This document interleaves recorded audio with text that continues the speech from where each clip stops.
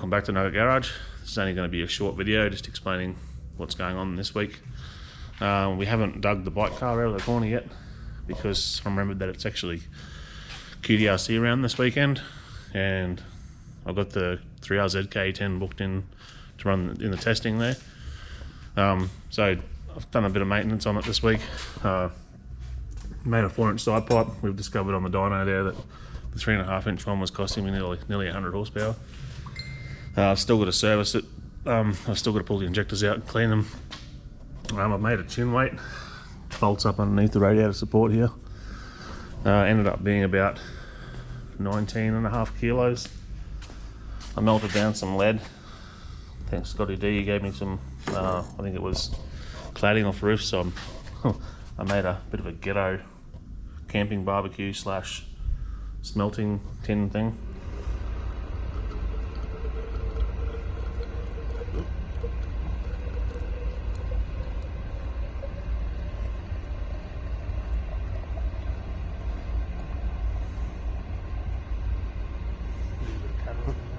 All to keep the front end of that down. And come up with this. You have a set of bolts underneath the radiator support panel. Goes through the radiator support obviously because it's quite heavy. And I wasn't happy with my gusseting, so I've just added these. I've got to repaint it again, get it back on. But yeah, I think it's should be.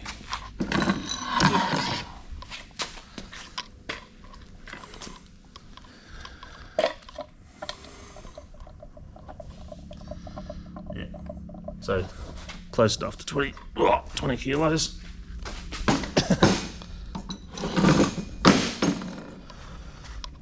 Deceivingly heavy when you try and move it around.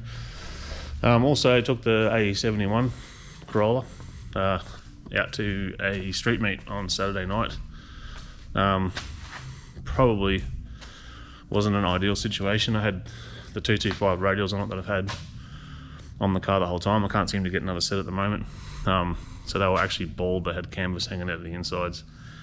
And to make it even better, I got a screw in the tyre before I left, so I had to put one of those plugs in it. So knowing that, my intention was that I was just going to stall it up. If it left, and it left good, I was going to stay on it, because my calculations kind of thought that it would run at 880, 159, around that sort of ET.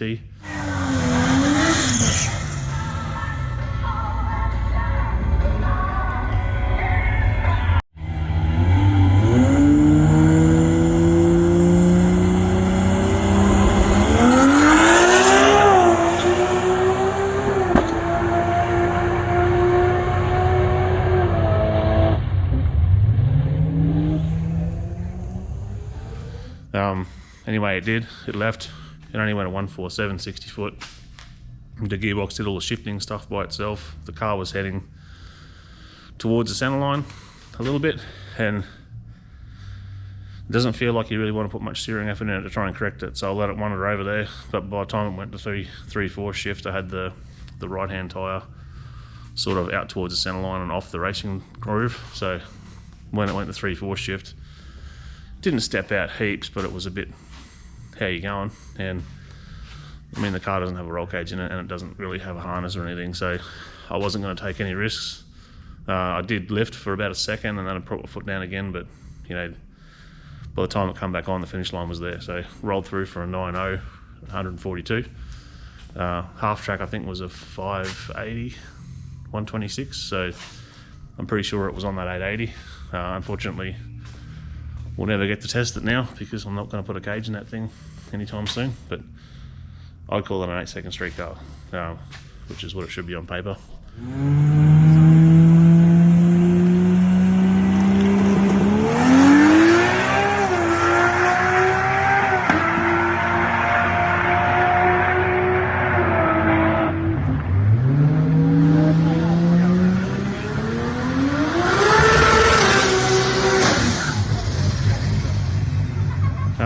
That's another thing that I was thinking at the track there.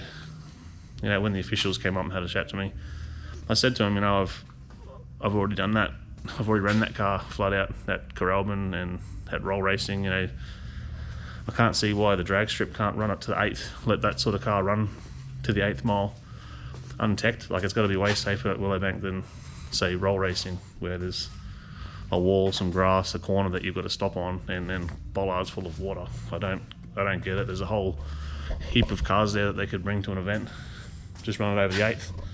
Tons of runoff, nice and safe. Got proper concrete barriers that, you know, you can't really hit with any speed. So, I don't know, just an idea. Maybe they can try and organise an event where all the 9-second, 8-second untech street cars can come and play in the 8th. Tune wise, I think we've got to do Will's Falcon today. It's a big turbo barra power turbo 400 car. Alex's Skyline, I'm just going to finish the cold start this morning. It made 608 yesterday. That's a stock 25 with a head gasket, I think, and studs, stock rods. This Supra unfortunately had an engine from Japan, which ended up being a little bit knocky. Sora's back. I think he's fixed the injector sequencing issue now. We're going to retune that. This BMW, don't want to talk about it. Luke's mighty impressive 3 wires here for a set of extractors. I think Andrew and Dave have been playing around with Andrew's Corona, doing some fab work. This thing's got water air intercooler and heat exchanger under the back and pumps and shit going everywhere. And I think he's decided to reposition the intercooler now, so they're going to have to remake the whole turbo side. Put the radiator in. Getting excited for the KE10 build. Actually, that's some big news in that one. On Wednesday, I think it was last week, I come up with the idea that I want to build a block. So made some phone calls, shuffled some stuff around, and pretty sure we're going to order one this week. So it'll be a billet dry deck block, so there's no water through the block to the head, which means I'm going to have to weld my cylinder head up. So it'll still be a wet engine, it's just a dry deck style. So you feed the cylinder head water externally. Idea being, if you do a head gasket, I mean, you shouldn't anyway, it's a fire ring to build a block with a good sized head stud, but if you did do a head gasket, you won't get any water under the tyres. I mean, this car's my forever car, I don't ever want to lose it. So, and we pulled Will pulled his motor apart out of the Supra, and it's cracked the block again. Well, it was already cracked, but it's cracking worse. And you know, I want to make 1500 to 2000 horsepower with this thing, so everything else is capable of that other than the block. So instead of junking that block, I'm going to use all the parts out of my old methanol engine and build that into a complete engine, which will probably be for sale, I guess. So it'll be a full wet engine. And then we'll use all the Nitto stroker gear that was already built and put that into the billet block, which means, yeah, the KE10 could potentially be a 2000 flywheel car on the street. All right, well, that's done. We've ended up with like a, I don't know, it looks a bit silly, but I can't really get weight anywhere else. There's nowhere left in the front. I had a bit of a problem yesterday. It cost me about 3 hours with the alternator. I put a new belt on it and it chewed it up straight away again, so I had to pull it apart, grind some stuff, make it line up, and cut a 5 pk down to a 4 pk just so that it would, if it is out of alignment just a little bit, it can sort of take it up. Seems to be right. I put it on the 2-step as a test yesterday, and with the new side pipe it made about 4 psi more, made 21 pound on the trans brake, which that's normally leaves it about 17, so I'm going to have to tame that down a bit. Remembering that it broke the axles last time when I tried to leave too hard. I'm hoping just if I can bring the power in earlier. I'd love to get it in the 499 in the 8th, and obviously that translates into the quarter mile time that I want. All I've got left to do to this, I think, is just polish it, and I've got to tighten up the wheel bearings. I don't think these spindle mount wheels are designed to do too many Ks, and I've been doing a few Ks. Anyway,